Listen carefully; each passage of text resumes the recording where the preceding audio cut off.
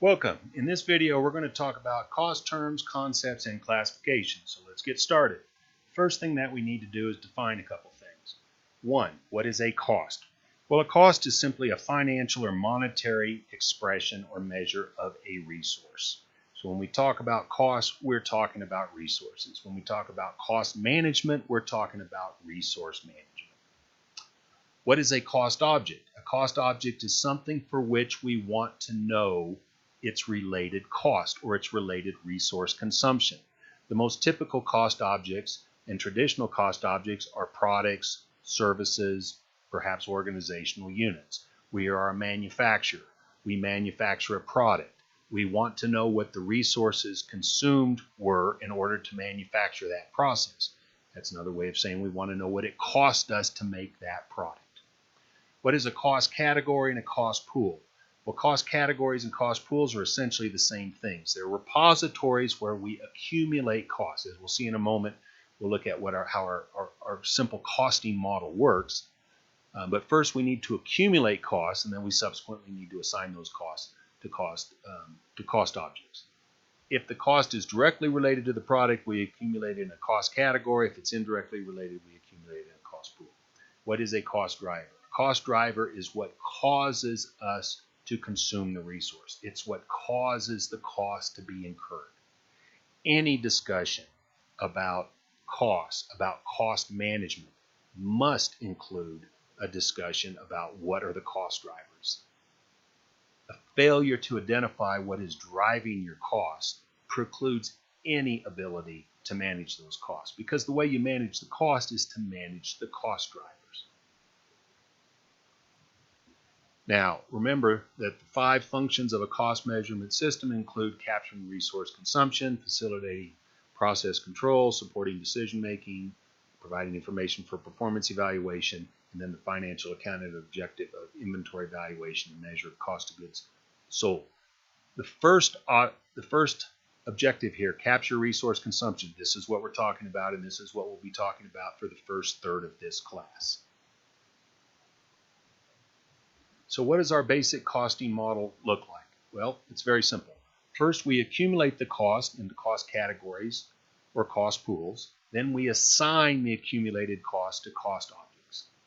In order to assign the cost to a cost object, we first have to identify what the cost object is. And I'm going to give you a little example in a moment to illustrate that point. Okay, how do we assign costs which have been accumulated to cost objects? If those costs are directly related, we simply trace them. That presents us with no problems whatsoever. If the costs that we've accumulated are indirectly related, then we must allocate them. And that's where all of our problems are. So I'm going to give you a little example here to illustrate this idea of tracing versus allocating. Let's take the example of the university. If we assume that the cost object is the university, then every single cost associated with the university would be directly related to it. In other words, get rid of the university, you avoid all those costs. Let's take the specific cost of the president's salary. So the president's salary is a cost. That cost would be assigned to the university, which is the cost object, and it would be traced, it would not have to be allocated. All right, now let's assume we change our definition of what the cost object is. It's no longer the university itself, but it's the various colleges within the university or subunits within the university. Now that very same resource, the president's salary, has become indirectly related to those cost objects, and therefore it must be allocated. In the similar fashion, let's take the dean of the School of Business, the Hassan School of Business. The dean's salary is directly, if the cost object is the Hassan School of Business, then the dean's salary would be directly traceable to the Hassan School of Business. If we identified our cost object as the various degree programs, then what happens to the dean's salary when we try to assign that cost to those degree programs? The relationship has now become indirect, and we would have to allocate it. So as the cost object moves further away from the resource, what happens? the relationship tends to become more and more indirect. Now here's a question. Can a direct cost ever become an indirect cost? Yes. Can an indirect cost ever become a direct cost? No. Okay, in terms of cost classifications, we can classify costs, which are nothing more than resources, in a whole bunch of different ways, whether they're product, period, direct, indirect, fixed, variable, semi-fixed, relevant, opportunity cost, throughput, value chain, life cycle, so forth and so on.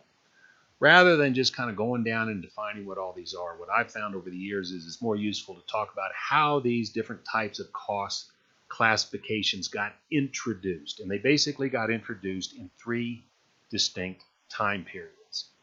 The first time period is the beginning of the Industrial Revolution, approximately the turn of the 19th century through the 1950s. The second would be the 1950s through the late 1970s. This was a period very much influenced by mass manufacturing systems. And then the third period, what I consider to be the modern period, where we had lean and flexible manufacturing systems, globalization, a highly competitive environment.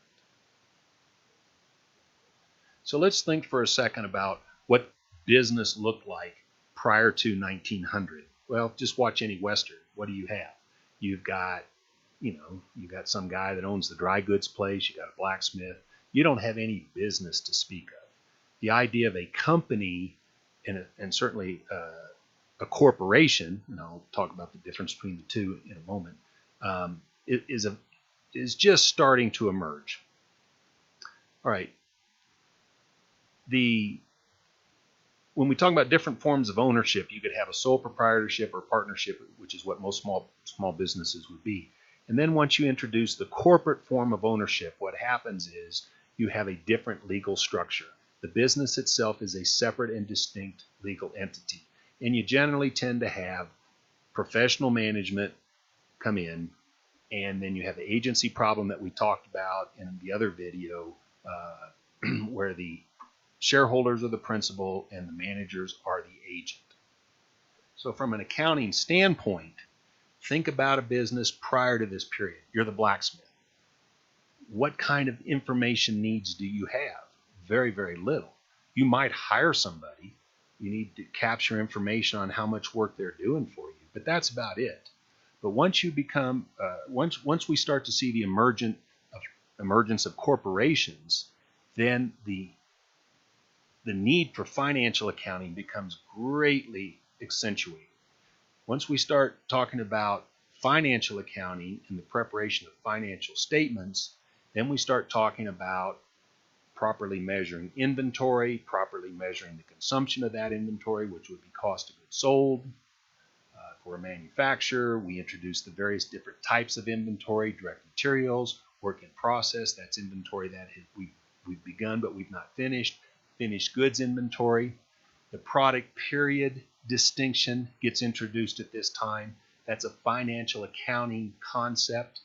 A product cost is a manufacturing cost. It is a cost that belongs to the manufacturing function. A period cost is a non-manufacturing cost. Period costs are recognized or expensed in the period in which they are incurred. Product costs, the cost of making a product, the cost of manufacturing a product, that is capitalized to the product, and that will become an expense when the product is sold, which may very well be in a different period, and it will be expensed as cost of goods sold. So the product period dichotomization is a result of the predominance of financial accounting. Direct and indirect, that cost classification and cost distinction was also introduced at this time. I described in the example I gave before with the university president's salary, the difference between a direct cost and an indirect cost. But once we start capitalizing costs and assigning cost to cost objects, then we run into this problem of how are we going to do that?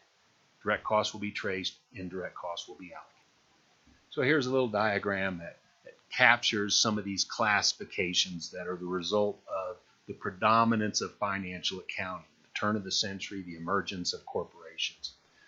We have our various types of inventory, direct materials, work in process finished goods, we have our manufacturing costs, our product costs. Sometimes they're called inventoriable costs. These are traditionally direct materials, direct labor. Those are both directly related to the product, and together they are referred to as your prime cost. And we have our indirect manufacturing costs, which are indirectly related to the product. Direct labor and manufacturing overhead together are our conversion costs, the cost of converting input, direct material, into output, the finished product. Non-manufacturing costs are period costs. They are costs that relate to other parts of the business other than the manufacturing part of the business. The sale, the administration of the business, and the marketing and the selling of the product. Next, we have the second period we have is the 1950s to the late 1970s. This was a time that was influenced by mass manufacturing systems. So let's think about this a second. What had happened by the time of the 1950s? Well, we'd just come out of World War II, and basically all of Europe had been destroyed. Japan had been destroyed. To the extent there was any manufacturing capacity, it had been destroyed. And the only place that there was manufacturing capacity at that time was really in the United States. So if there is no competition, and you're looking at, what would be my business model for manufacturing my product, and I don't really have any competition, and because I don't really have any competition, my customer really doesn't have a very strong voice, then what am I going to focus on? I'm going to focus on my cost structure, my cost behavior. How do my costs respond to changes in production volumes? Are my costs variable or are my costs fixed? And if my costs are fixed and I have long production runs and produce a lot more products, then I will drive down my fixed cost per unit and drive down my overall average cost per unit. So that becomes my manufacturing strategy. Now, what's the downside of that manufacturing strategy? I may pile up a lot of inventory. Now, is that a problem in the 1950s or the 1960s? No, it's not. Why? Because there is no competition. If I'm the only manufacturer around, then, and you want the type of product I manufacture, then you've got to buy my product. So I'm not particularly worried about holding inventory. So at this time, a lot of the concepts from economics were brought into managerial accounting, the cost behavior stuff and the decision-making stuff. I'd go as far as to say that if you took nothing else away from this class, possibly the most important concept would be that of relevant costs and opportunity costs.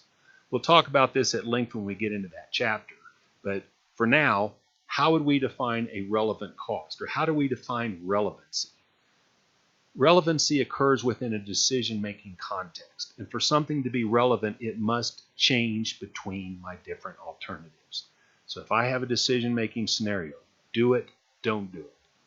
If we're talking about I'm trying to identify my relevant costs, what costs change between my different alternatives? If they don't change, they're not relevant. Opportunity cost. Opportunity cost is a big one, very, very important. For a lot of reasons. One of the main reasons is no formal accounting system can capture opportunity cost. Why?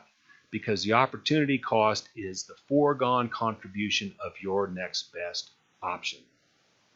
So if we were all sitting in the class together for a given class, in that hour, each one of us would most likely have a different opportunity cost because we all have different alternative things we could be doing with our time. So no type of formal information system can capture opportunity cost, and consequently, opportunity costs are quite often neglected, left out of decisions. Anyway, we'll talk about this at great length when we get into the chapter on decision making. So to summarize at this point, we've talked about those various different classifications, and again, as you can see, the purpose of the classification is what primarily differentiates them. The purpose of the classification of product cost, period costs, that type of thing, has to do with the preparation of financial statements, the predominance of financial accounting. The variable cost, indirect cost, differential costs, opportunity costs, all that decision-making stuff That's a result of being in a manufacturing environment where we're starting to look at our cost structure and we're starting to think about what is the most efficient way to drive down our overall average cost per unit. Then beginning in the late 1970s, we had the introduction of a spew of different types of concepts, which most all of these we'll look at in this class: throughput costing, value chain costing, life cycle costing, target costing, feature function costing. Throughput costing has to do with how do we prioritize work on a shop floor. For example, we have several different jobs that all come up onto a constrained resource. How do we determine how to prioritize those jobs? Throughput costing provides us with information on how to do that. Value chain costing, the idea that once we've identified the value chain of a company, or even the extended value chain of the company, we want to capture costs throughout the entire value chain, not just simply the manufacturing part of the value chain. Life cycle costing, almost everything that happens in accounting is done on a periodic basis. The two main exceptions would be life cycle costing and capital budgeting projects. But life cycle costing is looking at an organization over its entire life cycle, not within one accounting period. Target costing, the traditional way in which manufacturing would take place in the Western model would be you design a product, you throw it over the wall to the manufacturers. They got to try to make it. The design of the product has not really taken on board concepts that help make it easy to manufacture. Then you throw it over the wall to the salespeople, and they got to go out and sell it. And that's problematic because the product was designed for design engineers, for example. It wasn't designed with the interest of the customer in mind. So you've got a product that can do a whole bunch of stuff, but it can't do the very things that the customer wants it to do. It was costly to manufacture, so it becomes very difficult to sell. That's a push system. A pull system starts with the customer. Target costing. You go to the customer. You ask them exactly what they want. You find out what they're willing to pay for it. Then you go back to the design engineers and you say, okay, and you bring in the manufacturing people. So you get everybody on board there at the very beginning. You say, here's what we need to do. We need to manufacture a product that does this, this, and this. And we need to be able to manufacture it at this price. Now this right here is an extremely important concept that does take a while to get your head around. So this will be the first introduction of this idea. And in these first couple chapters, I will be repeatedly coming back to this concept right here. It's the idea that you have different costs included in your cost object for different purposes. So the traditional cost object we're working with is the product. So the idea that I can cost my product in various different ways for different purposes is what we're talking about here. For example, throughput costing. In throughput costing, the only cost you include in the cost of the cost object, the product, is direct material. Everything else is treated as a period cost. Well, throughput costing is very, very useful for shop floor management, as I mentioned before, for prioritizing different jobs and bottlenecks on your shop floor. Direct costing and variable costing, they're similar. Direct costing includes your direct manufacturing costs, direct material and direct labor. Variable costing includes your variable manufacturing costs, which would be direct material, direct labor, and variable manufacturing overhead. Absorption costing. Absorption costing is what is required by general accepted accounting principles. This is what we do in financial accounting. And it's the idea that the product absorbs the manufacturing costs that were incurred in order to make it. Remember, we're talking about resource consumption here. What were the manufacturing resources consumed in order to make the product? Value chain costing. Value chain costing looks at the entire value chain and tries to capture costs throughout the entire value chain and not simply from the manufacturing business process. So For financial accounting, we must always use absorption costing. That's why that's highlighted in red. For managerial accounting, we can use whatever we want, and the fact is we may use various different definitions of cost for various different purposes. Okay, this diagram illustrates the same thing, and this is kind of a pet peeve of mine, that textbooks can be kind of sloppy in terms of their terminology, and this is an example of that. Traditional product cost, contemporary product cost. Well, for a new student, that they're not going to understand what that means. I understand what they mean by that, but they're not going to understand what they mean by that. So by traditional product cost, what they mean is absorption costing. What we saw on the previous slide, what was highlighted in red, absorption costing. It is the costs absorbed by the product, or the manufacturing costs that are assigned to the product. They are the costs from the manufacturing business process. All other business process costs are treated as period costs. That's how it was done traditionally. So if you ever see a reference to a traditional product cost, you're talking about absorption costing, which is also what is required for financial reporting, for financial statements. Contemporary product costs. I don't like this term. I would prefer to use something like value chain. So as you can see here in this diagram, what we're doing now is we're accumulating costs throughout the entire value chain, and we're trying to assign those costs to the product. There are two fundamental problems with absorption costing. Problem number one, if we think about the components in absorption costing, and I'm going to go back to that previous diagram. If we think about the components in absorption costing, that's direct material, direct labor, variable manufacturing overhead, and fixed manufacturing overhead. And we assign those costs to the product. So we say every product has a certain amount of direct material costs in it, a certain amount of direct labor cost in it, a certain amount of allocated variable manufacturing overhead costs in it, and a certain amount of fixed manufacturing overhead costs in it. That is problematic. Why?